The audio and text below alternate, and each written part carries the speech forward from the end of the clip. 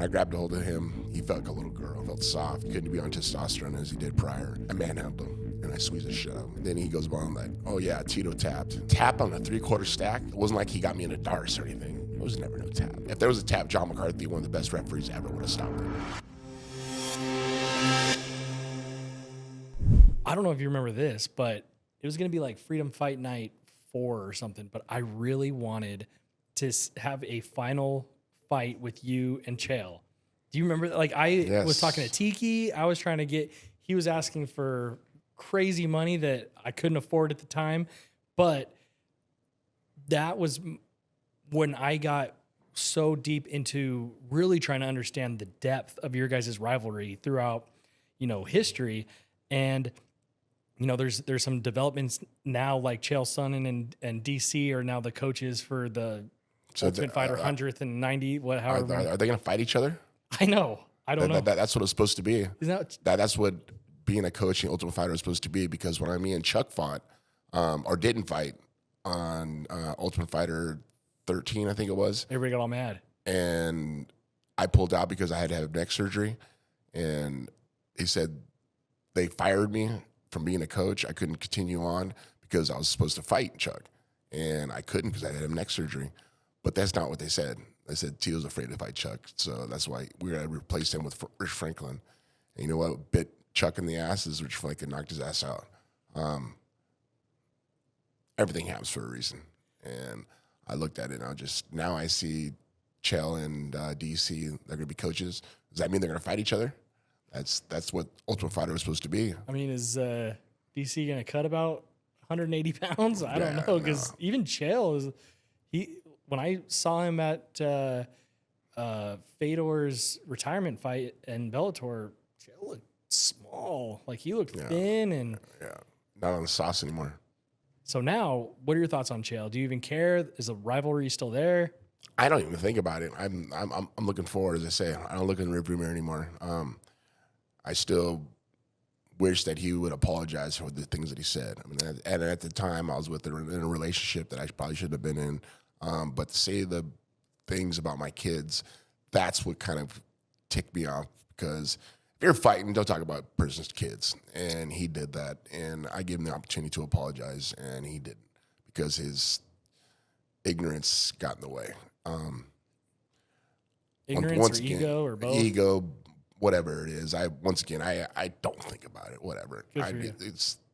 What do you say about the kid? I heard the terrible thing you said about your old partner, but kids, that seems like that's a no-brainer. Like, why would you even bring that up? Are you comfortable saying what he said? Because I didn't even know. Yeah. So it was Fedor was supposed to fight someone in Bellator. I was still with Bellator at the time, and I said to Scott Croker, I'll fill in. I'll do it. And then he said something along the lines of, you're going to tell your sons how much of a pussy you are, and said some things that I was just like, oh, why would you even put my kids' names in any sentence from you? I take that personal to me. To me, I take that very personal. Because getting to know you, it was really weird to see your history. You were really good at being the one that was giving those one-liner jabs to Ken Shamrock and being able to get under his skin. Never as disrespectful as Chael, but to see Chael have zingers more disrespectfully to get under your skin, what was it like being kind of on the other end of a pretty bad opponent when it comes to... It just fueled the fire, fueled the flames. I wanted to rip his head off. I mean, I literally tried to rip his head off. When I mounted him and I threw a couple elbows, I threw a couple punches, and he gave his back, and I grabbed the choke. McCarthy literally had to grab me from under my chin to let go of the choke because I wasn't going to let go. I wanted to put him out. I almost put him out a little bit, but it was a gratifying feeling. Sure. And this history goes back to my birthday. I just turned 22. I wrestled him. I wrestled for Cowsley Bakersfield. He wrestled at Oregon State and our Oregon Ducks, and hit me in a headlock in the first period, pinned me on my birthday. That's right. So that rivalry happened literally 20 years later, where we got to compete against each other, and I still thought of that in my mind, of that opportunity that I lost out on my birthday, and I trained as hard as I possibly could. And when I grabbed a hold of him, he felt like a little girl. He felt soft. He couldn't be on testosterone as he did prior. I manhandled him, and I squeezed the shit out of him. And then he goes on like, oh, yeah, Tito tapped. People are just out of their minds because you believe a guy who lies as much as him. I guess you got to live with a lie. Well, yeah, somebody who says he's never lost a round in his life, It's all facade. Chael claims that you tapped when he had you in some hold. What is your response to that crazy? Tap on a 3/4 stack? I teach my kids this in wrestling as I'm a coach at Ida Baker High School. You're not going to tap for that. It wasn't like he got me in a darts or anything. I wasn't getting choked. He literally had his hands locked on top of my head. There was nothing on the choke. I was trying to reach, trying to grab. It was never no tap. I mean, if there was a tap, John McCarthy, one of the best referees ever, would have stopped it. And it wasn't at all. So it's facade. It's a lie. That's the guy's the biggest gimmick, big snake oil salesman on the market, I think. On that note, with that same fight, you know how everybody has a conspiracy. People we've talked about this with Anthony Pettis, where people thought that his run and jump off the cage was fixed because Benson put his foot on it looked like there was a sign.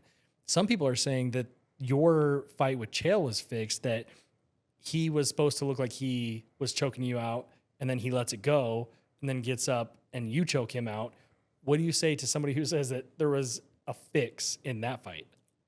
Every one of my fights that I fought 100% to win.